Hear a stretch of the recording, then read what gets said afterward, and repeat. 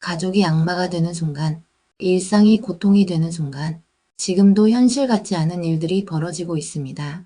인면수심이라는 말이 떠오르는 사건들을 오늘도 전해드리겠습니다. 첫 번째 사건. 형은 존속살해, 동생은 묻지마 살인. 판사도 경악한 살인범 형제. 지난해 10월 40대 김 씨는 안마봉과 부러진 칼, 드라이버 등으로 아버지의 손과 무릎, 다리를 수차례 폭행하였습니다. 심지어 아버지가 화장실에 가고 싶다는 말을 하였지만 움직이지 못하게 막아 그 자리에서 용변을 보게 하는 엽기적인 행위까지 저질렀습니다. 피를 흘리며 쓰러진 아버지에게 김 씨는 진짜 아프면 119를 불러라, 별거 아니다 하라며 냉정한 폭언을 쏟아부었습니다. 결국 아버지는 머리와 얼굴에 다발성 손상을 입은 채 병원으로 이송되었으나 끝내 숨지고 말았습니다. 이날 학대는 처음이 아니었습니다. 일주일 전부터 90cm가 넘는 철제봉으로 아버지의 몸 곳곳을 폭행하였으며 일부 범행 장면은 영상으로도 촬영되어 있었습니다. 지난 22일 서울 남부지법 형사합 21부는 존속살해 혐의로 기소된 김 씨에게 징역 30년을 선고하였습니다. 재판부는 피해자를 폭행하며 장시간 욕설과 폭행을 일삼은 폐륜적인 범행의 잔혹함에 경악을 금할 수 없다고 밝혔습니다. 그런데 재판 과정에서 충격적인 사실이 드러났습니다. 김 씨의 친동생 역시 4년 전 묻지마 살인을 저질러 이미 복역 중이라는 점입니다. 동생 A씨는 2021년 8월 새벽 서울 영등포구 골목에서 우연히 마주친 60대 남성을 무차별적으로 흉기로 약 280회 공격하여 현장에서 숨지게 하였습니다. 조사 결과 A씨는 20년 전 진단받은 정신질환을 치료하지 않아 피해망상과 환청에 시달려 범행을 저지른 것으로 밝혀졌습니다. 서울 남부지법은 동생에게 징역 15년을 선고하였습니다. 형 김 씨는 동생의 정신병이 아버지의 학대 때문이라고 주장하였으나 동생은 오히려 성장 과정에서 형과 심한 갈등이 있었다고 진술하였습니다. 동생은 형이 자기 주장이 매우 강하며 조금만 잘못해도 혼을 내 정신적으로 힘들게 했다고 밝혔습니다. 재판부는 판결문에서 사랑하는 아버지가 자식들에게 학대를 당하다 결국 살해된 참담한 사건이라며 피고인이 자신의 범행을 뉘우치지 않고 변명하는 점에 대해 엄중히 판단하여 장기간 사회로부터 격리하는 것이 마땅하다고 밝혔습니다. 이 사건은 한 가족에서 형과 동생, 두 명의 살인범이 나오는 매우 이례적인 비극으로 가족 간 갈등과 정신질환이 얼마나 참혹한 결과를 초래할 수 있는지를 보여주고 있습니다. 두 번째 사건. 22년 전의 이혼은 끝난 과거였을까요? 아니다. 한 남성에게는 끝나지 않은 분노와 집착이었고 결국 참혹한 살인미수 사건으로 되살아났습니다. 그는 왜 전처를 죽이려 했던 걸까요? 1990년대 후반 서울의 한 평범한 가정에서 시작된 부부 생활은 수년 만에 파탄에 이르렀습니다. 남편 A씨와 전처 B씨는 서로의 성격 차이와 잦은 다툼 끝에 2001년 공식적으로 이혼하였습니다. 이혼 후 두 사람은 각자의 삶을 살았고 자녀도 각자 맡아 키웠습니다. 사회적 관계도 최소한으로 줄이며 살았지만 A씨에게는 가슴 한켠에 지워지지 않는 앙금이 남아 있었습니다. 세월이 흘러 2024년 A씨는 여전히 전처를 향한 원망과 분노를 마음속에 품고 있었습니다. 주변 사람들은 그는 평범하게 살고 있다고 생각했지만 그의 마음속에선 복수의 불길이 끓어올랐습니다. 그해 10월 A씨는 우연히 전처의 주거지를 확인했고 복수심에 사로잡혀 전처를 해치기로 마음먹었습니다. 그는 흉기를 준비해 밤중에 몰래 전처의 집으로 향했습니다. 밤 11시 무렵 A씨는 조용히 전처의 집에 침입하여 대화를 시도하던 중 말다툼이 벌어졌습니다. 격분한 그는 준비해온 칼로 전처를 찌르려 했고 전처는 급히 저항하며 비명을 질렀습니다. 이웃 주민이 비명 소리를 듣고 경찰에 신고하였고 출동한 경찰은 신속히 현장에 도착해 A씨를 현행범으로 체포하였습니다. 다행히 전처는 생명에는 지장이 없었으나 몇 차례 상처를 입고 병원에서 치료를 받았습니다. 검찰은 A씨를 살인미수와 주거침입 혐의로 기소하였으며 법정에서 그의 22년간의 원한과 집착이 이번 범행의 동기임을 명확히 밝혔습니다. 재판부는 이 사건이 한 인간의 깊은 분노와 증오가 얼마나 위험한 결과를 초래할 수 있는지를 경고하는 사례라고 판단하였습니다.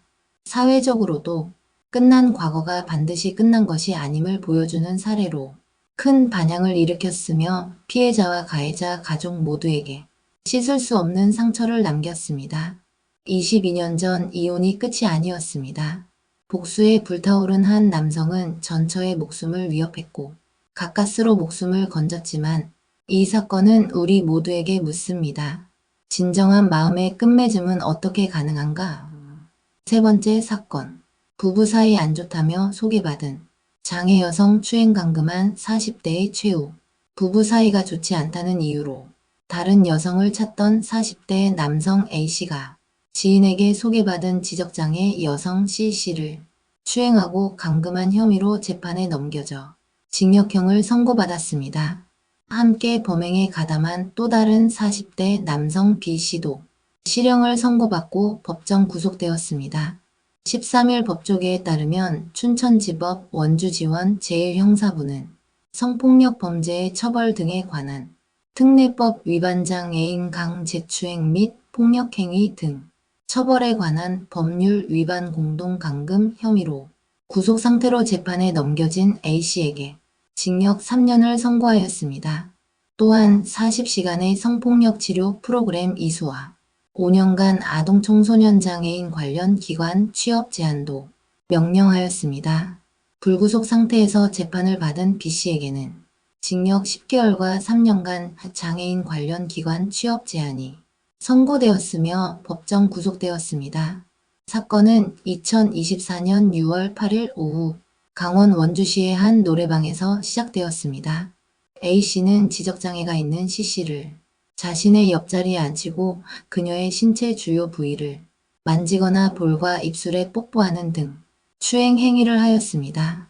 이전에 A씨는 B씨에게 부부 사이가 좋지 않으니 다른 여자를 소개해달라, 장애인이어도 상관없다는 취지로 말하며 C씨를 소개받았고 이후 범행을 저질렀습니다.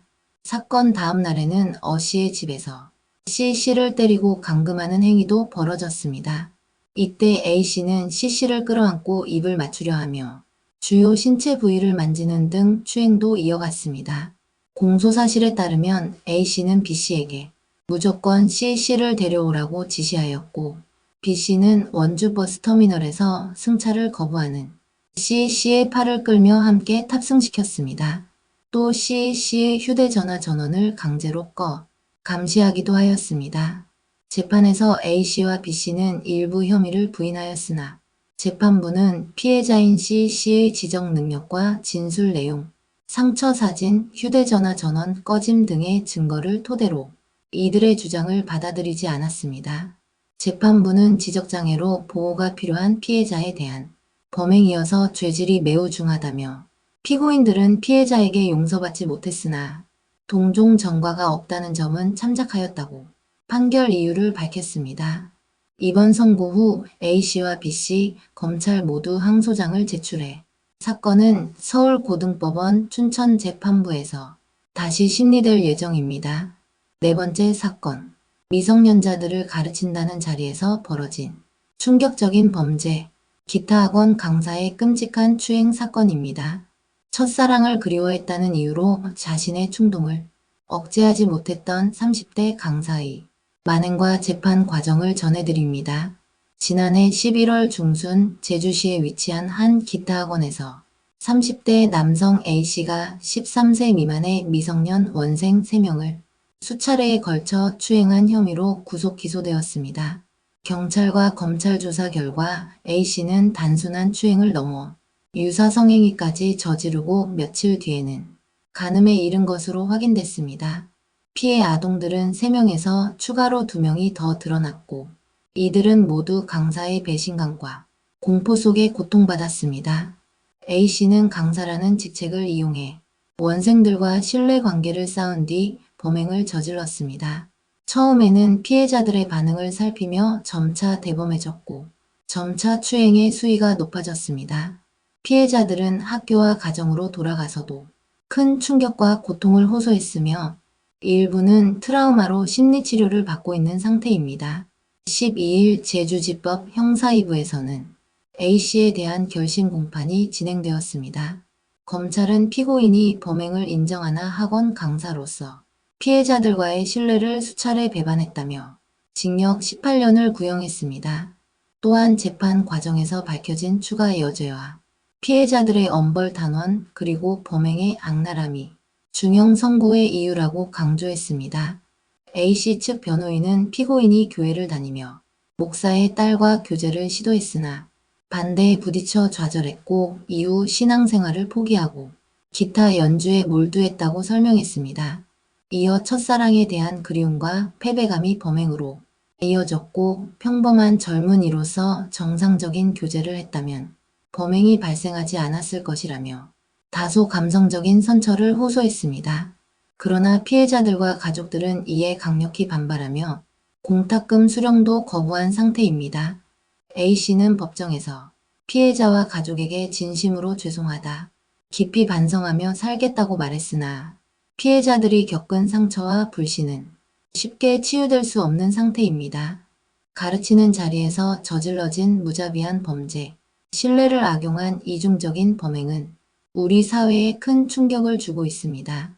첫사랑이라는 감성적 변명으로 용서될 수 없는 이 사건, 피해자들의 상처가 결코 잊히지 않기를 바랍니다. 5번째 사건, 여자친구가 모텔 방에서 나오지 않는다. 경찰도 막기 힘들었던 교묘한 보이스피싱 범죄의 실체를 파헤칩니다. 금융감독원, 검찰, 경찰까지 사칭하며 20대 여성을 옴짝달싹 못하게 만든 범죄자의 치밀한 수법 그리고 극적으로 구출된 순간까지의 이야기를 전해드립니다. 지난달 2일 낮 12시 42분경 대전 용전지구대에 다급한 신고가 접수되었습니다. 한 남성이 여자친구가 어제 아침부터 모텔에 들어가 나오지 않는다. 그 사이 금융감독원, 경찰, 수사관이라는 사람들과 계속 통화 중이라며 도움을 요청한 것입니다. 경찰이 즉시 해당 모텔로 출동해 확인한 결과 20대 여성 A씨는 보이스피싱 범죄자들이 사칭한 서울중앙지검 검사로부터 가짜 수사 서류를 전달받았고 범죄자들의 요구에 따라 모텔 방에서 무려 20시간 가까이 통화하며 지시를 따르고 있었습니다. 범죄자들은 A씨에게 검찰이 수사 중인 특수사기 사건에서 본인의 계좌가 발견됐다며 범죄의 연루를 의심하며 심한 협박을 가했습니다.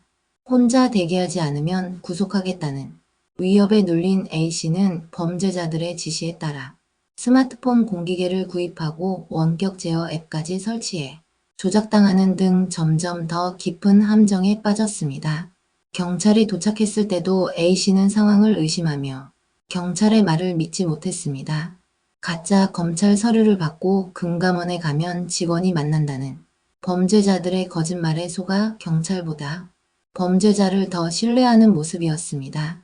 경찰은 끈질긴 설득과 함께 A씨 휴대폰에서 보이스피싱에 사용된 악성 앱 3개를 발견했고 대검찰청 찐센터의 사실 여부를 확인하는 등 신속한 조치를 통해 금전 피해를 막아냈습니다.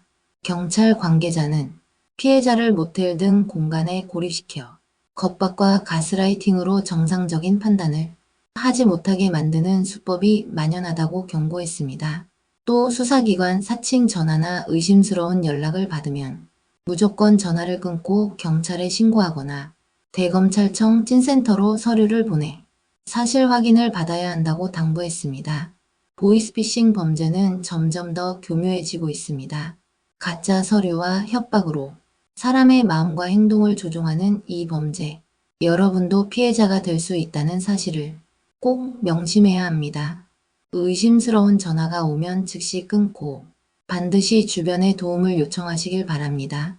6번째 사건, 예뻐해주는 척 몸을 만진 시아버지, 그리고 나이가 들수록 점점 닮아가는 남편의 태도, 결혼 초기부터 시작된 시댁 내 성추행과 남편의 외도로 고통받은 한 여성의 이야기를 전해드립니다.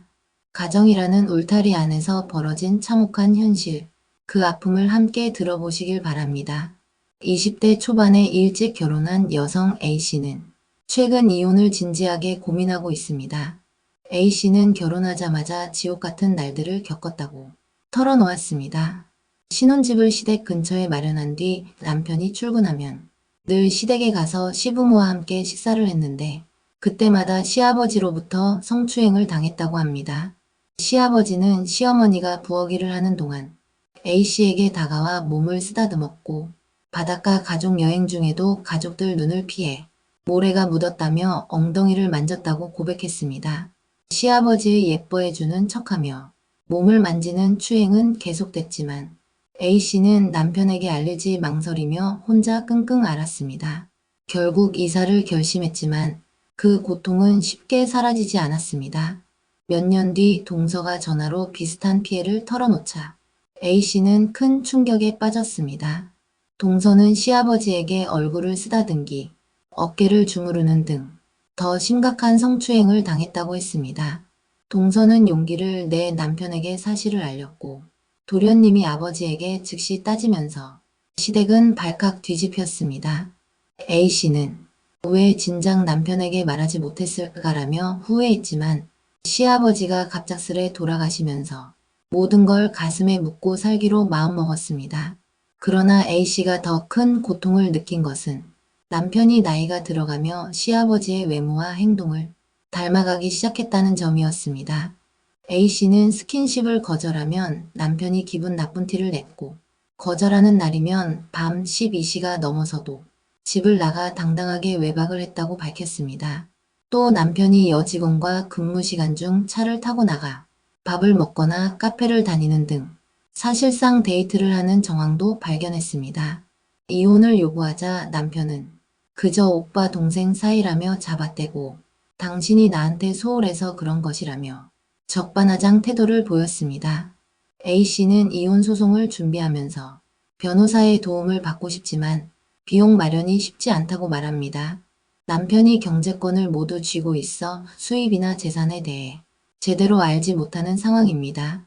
이에 법률 전문가는 참고 살 필요 없다며 이혼 청구 시 법원이 금융거래 정보를 모두 조회해 재산을 확인하므로 경제적 어려움이 있어도 도움을 받을 수 있다고 조언했습니다.